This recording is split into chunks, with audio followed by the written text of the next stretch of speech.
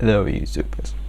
This video is made for the fellow D5500 or any D5000 series from Nikon shooters out there. I'm shooting this video just to make sure to me that I made the right decision to buy it in the year of 2023 for video shooting. I'm shooting casually at 1080p. I don't really need 4K. I'm just starting out at shooting video. I've always been just a still shooters. Never thought of shooting videos before. Never thought of doing vlogs.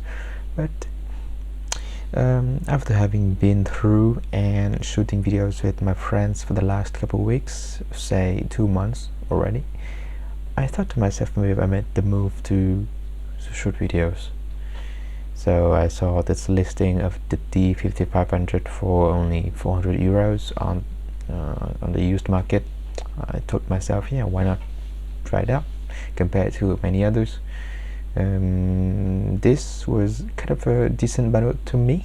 I thought so, with the kit lens 18 to 55, so I can do semi-wide angles on this, so I don't need to buy another lens just to shoot at wide angles, because I don't have any DX lens for me. I used to have D5500 plus the 18 to 140 millimeter kit lens with it a while ago. I sold it last year, I think, so I don't have it with me anymore.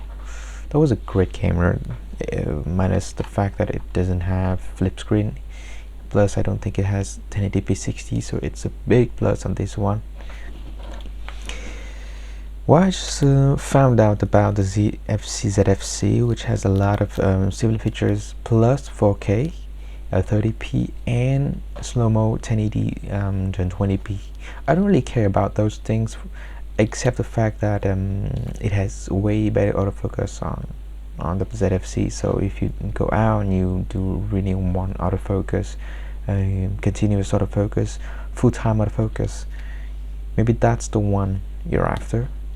But if you don't need that, and you're fine with main focus, and you're fine being out of the depth of field for once in a while, and you have to tap on this again, for example, like that, you tap it so it focuses on you for the brief one before you get out of it again. If you move the camera too far away from you, then this is maybe just okay. I think it's fine for me. I can also spend some money to get the ZFC right now, but I don't think it's a wise decision for me just yet. Saying that I'm not a really professional shooter. I haven't learned all the aspects about video. I've just learned how to pan, how to take a panoramic shot in video. So you have to pan to get it. It's not about the pan, it's not about the technique, it's about how to frame the view. So if the view is horizontally long, you pan horizontally. If it's vertically long, you pan vertically. If it's not that long, you shoot still, and that's the best.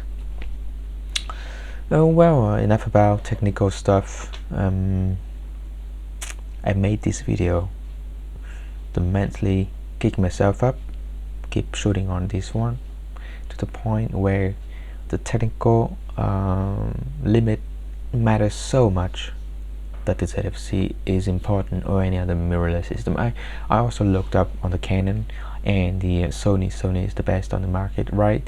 And the Canon, a lot of people love their C-Log.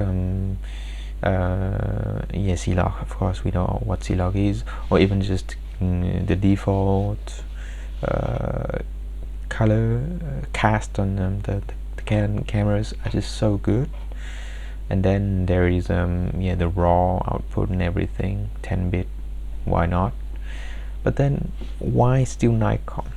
I don't know why I still stick to Nikon. I've been shooting on the D700 for so long. I've built a little bit of Nikon lens system here, so if I do take the Nikon plus the f2Z, it's gonna help me so much. I do think that it integrates so much better into the Nikon cameras than the Canon or Sony. So if I move on with the Z, it's so good.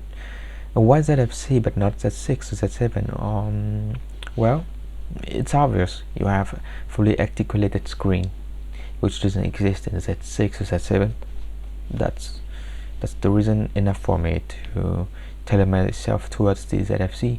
On the Sony, I always thought of the ZV-E10 or ZV-1F or ZV-E1, and currently they just released ZV-E1, which is awesome, but also very expensive. I think it's like 3K, so it's the same price as a used A7S3. I'm not ready for that. For the same time, I can buy a ZFC kit for around 1,300 for the ZFC plus the adapter, or just 1,100 for this ZFC plus the kit lens. I think I am after the adapter kit, so I can use my f-mount kits, my f-mount lenses. But that's maybe next month or next few months when I set my mind ready. This month, not that much. Wanna still stick to the D5500, which we have in front of me right now. So until then, we'll see each other a lot through this camera. And that's gonna be it for this video, and have a good day. Bye bye.